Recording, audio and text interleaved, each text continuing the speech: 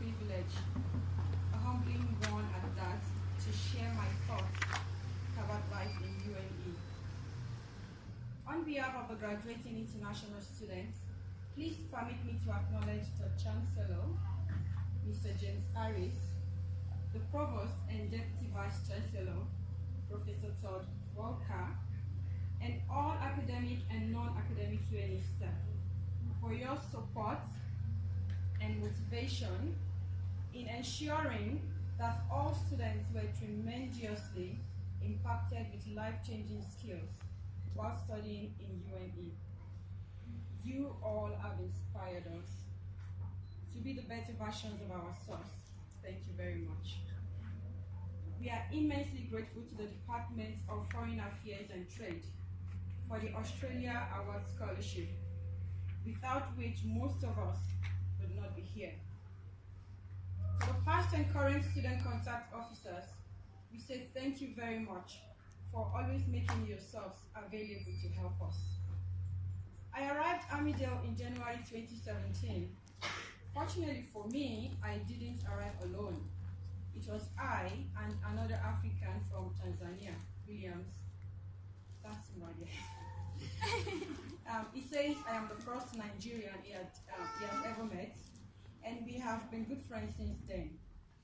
Our then amiable student contact officer, Jennifer Russell, picked us up from the airport and got us settled in our various accommodations.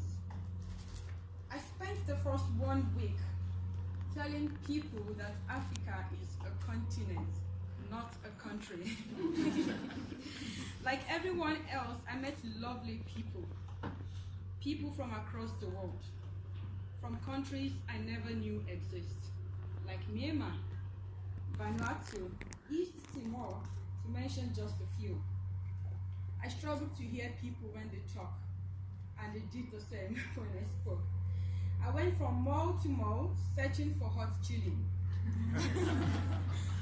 And finally, I was able to practice the few Indian words, Namaste, Kya hua, kuch nahi, that I had learned from watching Indian movies back home. I integrated with both Australians and non-Australians.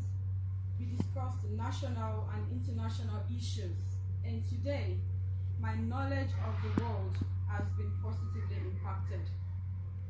Also, I enjoyed meals from across the world, from the Bangladeshi biryani to the Italian potato frittata and the Aussie barbecue. But of course, my favorite was chips, barramundi fish, and aioli sauce. Indeed, food is our common ground. It's been such an eventful and unforgettable experience studying in UNE.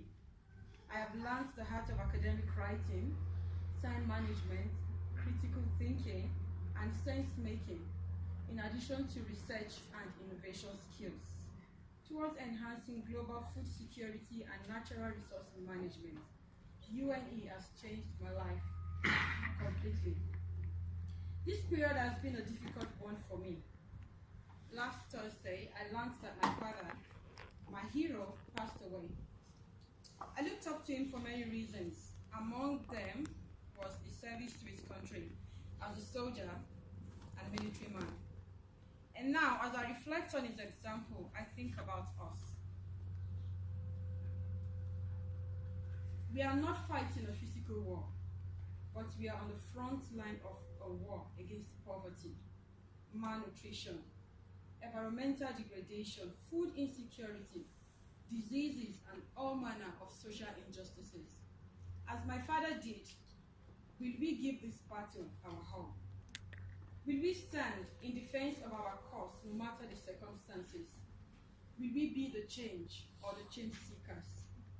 Now I'm asking this question because it's important for us to know that a bachelor, master, or even a doctorate degree may not influence how much value we place on the significance of change. The same way you would find doctors who are uninterested about saving lives, and we would find politicians who are only interested about their selfish gains, how much value are we willing to place on the significance of change. Where do we belong? The change seeker or the change? I define a person who is the change as someone who has a pressing desire to be different. Such an individual has the physical and mental ability to initiate, drive, and promote empowerment, justice, and equity. He possesses the capacity to constantly reflect on issues, to self-examine, and self-volunteer. Such people are driven by a unique desire, not for self-interest or self-gains, but in identifying the needs, the gaps, and bridging them. How many of us are willing to take on the responsibilities in our various countries, those responsibilities that others have ignored? How many of us are willing to speak and reveal the truth no matter the consequences? Who amongst us is willing to stand unshaken for justice and equity? Someone's got to do it. I employ us today to know that although everyone cannot join the military, we are the only defense this world has got. And even the tiniest effort counts. If you haven't tried, do not expect anyone to do it. Be intentional and unapologetic about initiating change. As we graduate and go back to our various countries, as we navigate through life, we either change our world or our world changes us. UNE has given us so much, and much more is expected from us. We cannot afford to be like others, not after all we have been given. Above all, I pray that we would be change initiators, not just in our countries, but also in our world, with unfailing passion and pride. Finally, to my fellow graduating international students, congratulations in advance. We did it.